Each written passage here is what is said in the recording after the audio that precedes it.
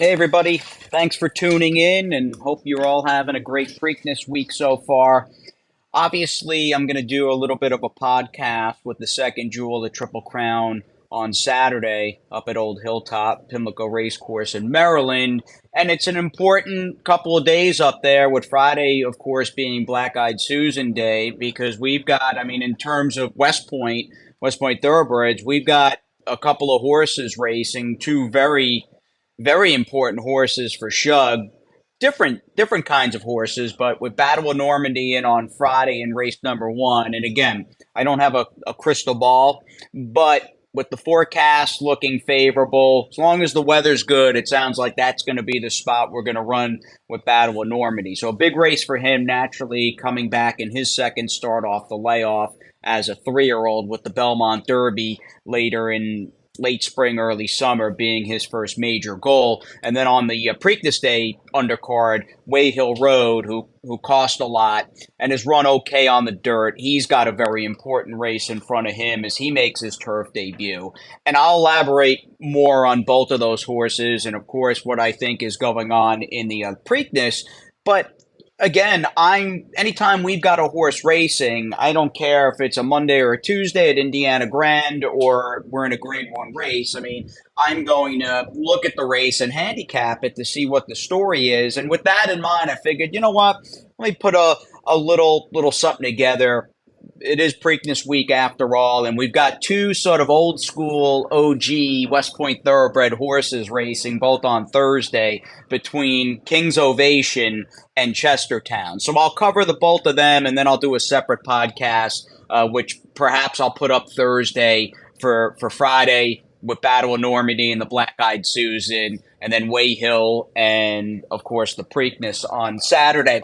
In my head, though, and I get over the winter time finding spots for King's Ovation at Gulfstream. It was pretty difficult finding races for him at Gulfstream, and his one race in early February was just a very good effort. Dare I say, it was a near career best effort at the time, which he eclipsed most recently at Keeneland. But in my head, when I saw we were taking the jump from 30 to 62.5 with him, I wondered, and maybe I was a little worried, would this field be potentially too tough? And it might be.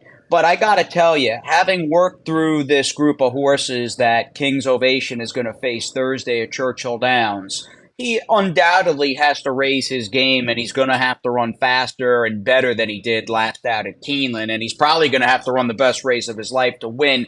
I just don't know about this being the kind of field I envision running for a high claiming price. The game's evolved a lot over the years, and certainly over the last couple of decades. And again, I'm not going to go down memory lane, which I love doing, and sort of reminiscing. I'm a very nostalgic person, but I remember, like in New York, when you had those $75,000 claiming races. They were just straight up open 75K claimers. Anyone could enter. There weren't allowance conditions. They were basically grade 3 stakes. This race, although there are some horses in here that have done some good things and have some backclass, not as tough as I would have thought, which is good, considering King's Ovation off that big win at Keeneland is having his claiming price more than doubled. Love where he drew, love his early speed. And I'll tell you, Dale Romans, it's been a quiet couple of, I love Dale. We all love Dale. It's been a quiet couple of years for that barn.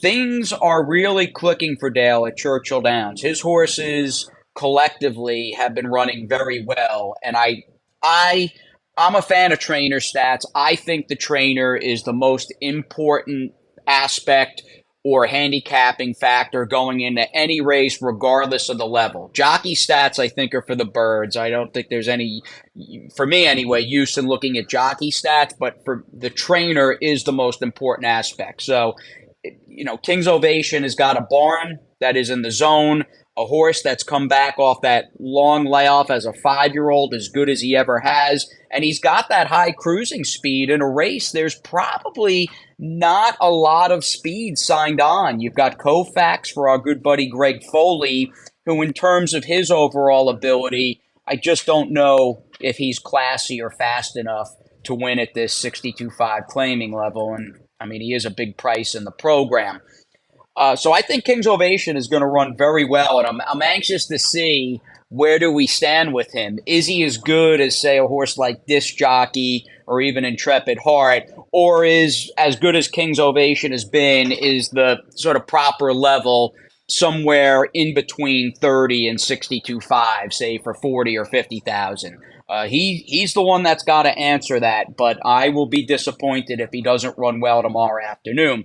And in large part, it's because I have so many question marks, not only on this field as a whole, and very few of these horses have set the world on fire of late, but concerning the two favorites in the race. Intrepid Heart, who's actually an older half brother to a horse we have out on the West Coast named Nuclear for John Sadler. This horse has done some good work, and clearly Joe Sharp has gotten off, talking about thinking the trainer, at least I believe the trainer is the most important aspect when handicapping a race. Well, you've got a barn here that's 5 for 10 at the meet for 50%. All that said, which Intrepid Heart do we get? This is a horse that certainly was firing one bullet after another, and he's had an excellent career. His races late last year, I'd say the last third or so, they were excellent. And then they get him the fairgrounds, a track that he had historically run very well at in the winter of 2022, and he just went the other way. They've laid him up. He's coming back. He's got Gaffleone. Again, he's probably the most accomplished horse in the race, and I would not be surprised that he just needed a little bit of a rest, a little bit of R&R. But that said, he's not the kind of horse I'd be, so scared of facing, even though he's had a very good career with those 8 wins, and he's got some gaudy-looking speed figures in the past. And I think that's a good segue into the 2-to-1 choice on the program. In fact, he's your morning line favorite, the number 5 Disc Jockey. Robertino Diodoro, who I don't know personally, I saw he just got popped for a CO2 overage with one of his horses at Oaklawn Park. He's only had 7 starters at the current Churchill meet. And not that I watch every race run at Churchill, but I'll be curious to see, fast forwarding a month from now, how his barn does throughout the spring meet at Churchill Downs. He's got the 1 win from just 7 starters. So it's tough for me to make a decision. But, on the positives of all that, you've got a horse whose second start back off a layoff. And I, being honest, was not blown away by this horse's return. I get both sides of it. He ran well enough and had a wide trip and had dead aim in what looked like it was going to be a real blanket finish. There were basically 4 horses stacked across the track, and he came up a little empty late with like no real punch, but he stayed on. And was that ultimately, again, a race that didn't knock my socks off? Was it a race, though, that tightened him up and will get something along the lines of a Disc Jockey who clearly between Remington and Oaklawn, as recent as February 20th, this horse has had some big efforts not all that long ago and has certainly had a very good career. So, again, I think there's questions with Disc Jockey and Intrepid Heart, and this might just simply be the time for a horse who's very sharp and, unlike the 2 I just talked about, has a very strong and career best recent race under his belt to take on better horses. So good luck to our chestnut King's Ovation as he takes on sort of a real grab bag field for the 62.5 claiming level. Let's bounce over to Belmont Park, where perhaps the best horse running on all of Thursday, regardless of a particular racetrack. The most talented horse I would imagine that is going to the starting gate on Thursday afternoon, May 18th, will be Chestertown's rival in Following C, who has not run in about 17 and a half months, but clearly this is a very gifted 5-year-old son of Run Happy, who started out with Bob Baffert. They took the horse away from Baffert, and he was solid with Todd after chasing Jackie's Warrior and Life is Good. Got the win back in fall of 2021 in the Vosburg. That was a very soft Breeders' Cup sprint, with all due respect, won by Aloha West over Dr. Shivel. I don't think about it often because we had six legendary races to think about, but had John Sadler just opted to run Flightline late in his 3-year-old season in that Breeders' Cup Sprint at Del Mar, even just off the maiden win and the yay other than at Del Mar, Flightline would have won that Breeders' Cup Sprint with only 2 starts under his belt from my house in Fort Lauderdale to Saratoga Springs. But I digress. And then capped his very good 2021 with a second behind his stablemate, American Revolution. So the big question is he going to need a race? And even if he needs a race, does he need to be 100% or on his A level effort to beat this field? And unfortunately for Chestertown and everybody else in here, I think even a following C who's 80 or 85% is probably good enough to get the job done.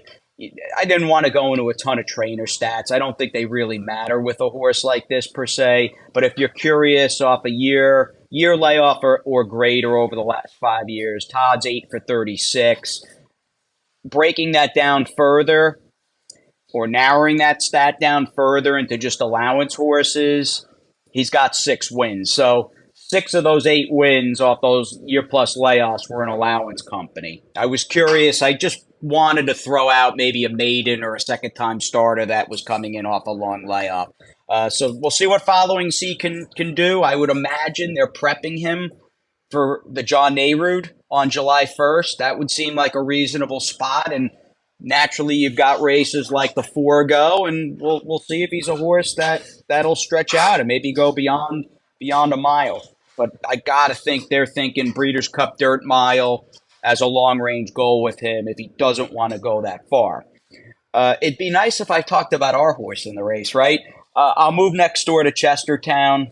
Our tender 6-year-old here, gelding by Tappet. At least he showed up last time.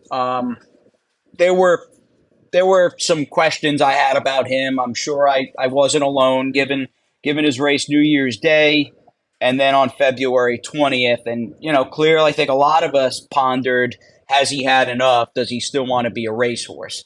And he didn't run great, but at least he passed a few horses with that typical chug along, sort of grind you down in first gear type finish against Unbridled Bomber, who was most impressive in that race. I've often considered, or at least I've long thought, that's probably a better way to put it. And it's not like a super strong opinion, but I have pondered 7 furlongs, maybe just maybe being Chestertown's best distance, and he'll go the 7/8. But he's got a formidable foe against him in following C. But good luck to the old gray boy there with Chestertown as he looks for his first win at Belmont. Would love to see him get it done at Big Sandy. You would think that huge, massive, gargantuan racetrack would be right up his alley, and we'll see how he does against this field, including following C. So that'll do it for the Thursday action. I'll tape another quick podcast. Well, quick, my standard's quick, which it'll probably be an hour and a half long. But I'll do one for Saturday with the Preakness, and good luck to our 2 horses on Thursday. And I hope everybody has a great Thursday afternoon.